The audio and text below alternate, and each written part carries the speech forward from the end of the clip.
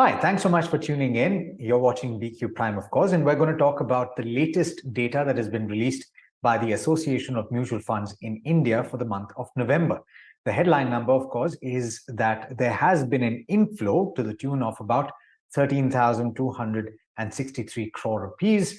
And overall, if you break it up into the equity, hybrid, and debt funds, then you will see that there's an inflow in both debt as well as equity. Hybrid funds have seen a bit of an outflow, largely on account of arbitrage funds. But it gives me pleasure to introduce Mr. NS Venkatesh, who's the Chief Executive Officer of AMFI, to talk about some of these in a little bit more detail. NS, thank you so much for taking the time.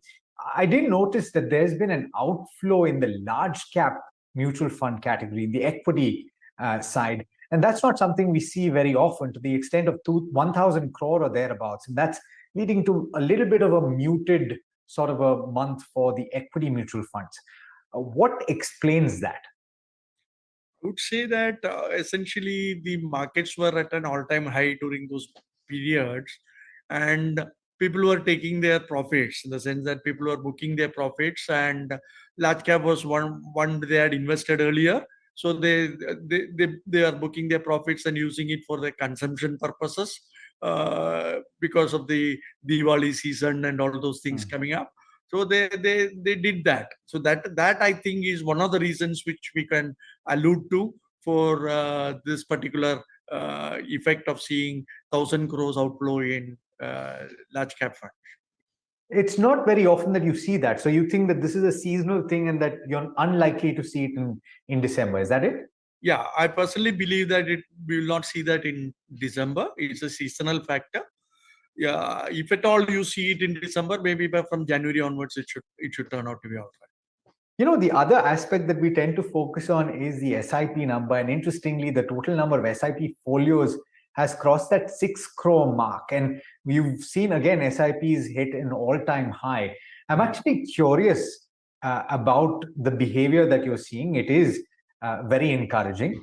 But any information that you can give us in terms of unique folios to try and understand the kind of participation that people have in mutual fund investment? Unique folios should be around 3 crore 25 lakh unique folios that could be there. Okay. And what can you tell us about? No, in the 6 crore, if you're looking at the SIP number, I would say 6 crore is the folios. So I would say folios should be somewhere around 1.75 crores. Okay. And what can you gauge from the kind of participation? I think it has remained constant over the course of several months of turbulence. What can you gauge from that? All-time high right now. Yeah, it's an all-time high. We believe that the trust of the retail investor on SIP as an instrument for creating wealth for themselves has gone up very well. They believe that this is one of the low-cost instruments through which they can create wealth. The second thing is the investor awareness programs that we run, both at AMFI level and at AMC level. So in all those places, we keep on talking to the potential investors that they should try out SIP as an investment vehicle. So they are trying, both of them, lots of new investors would be trying it out. So I would say that it is a combination of their perception, a medium to long-term investment through SIP, bringing them wealth at low cost, and the awareness that we have created towards them. You know, we're nearing that time of, or we're going into the new year very quickly. And I think attention will then move towards the budget and everything that comes in from there. As I understand it, you've already, made some suggestions. What are the key suggestions that you've made? I know there's a long list, but what, according to you, are the most important suggestions? Around 15 suggestions we had given to them, but mainly what we have tried to tell them is, don't create any regulatory arbitrage between different types of instruments, whether it is the mutual fund, whether it is equity direct, or whether it is through debt direct, or whether it is through or whether it is through ULIPs of insurance companies. Please don't create any arbitrage there. Ensure that everybody has a level playing field and give the choice to the investor as to what he wants to invest in. So that is the backdrop under which some of the suggestions are. A couple of suggestions which I would like to highlight with you is that uh, one on TDS. In the banking sector, 40 any income above 40,000 rupees, you do the TDS.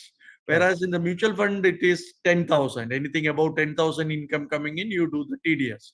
So we said that please raise it to 40,000 so that it is on par with the banking sector. That is one thing. The second thing that we had told them was essentially relating to investment directly in debenture and investing through the debt mutual fund route. If you invest directly in debenture, after 12 months, the long-term capital gains tax will be levied on any gains that the investor makes. Whereas in the debt mutual fund, if he invests, then he has to wait for 3 years. Right. Then only you'll get the benefit of the long term. So we said the underlying instrument of the debt mutual fund is actually debentures. So why are you making that differentiation? So we had requested them to put it on par. The third thing that we had told them was relating to mobilizing funds for the infrastructure sector. So infrastructure sector needs a long-term investment. So you need long-term funds. So we suggested to them that, like an equity-linked saving schemes, why don't you launch a debt-linked saving schemes through the mutual fund route, which will mobilize long-term funds.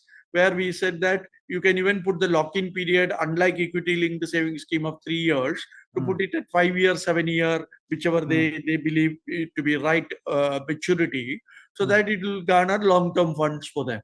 So these are some of the major suggestions which we had given. Yeah, and speaking of the ELSS, you're now seeing an introduction of a passive fund. It's going to be interesting to see how that moves. Exciting times, I think, for the industry as a whole, and encouraging signs in terms of the participation of retail. Thank you so much, Mr. Venkatesh. Thank you, Alex. Thank you so much.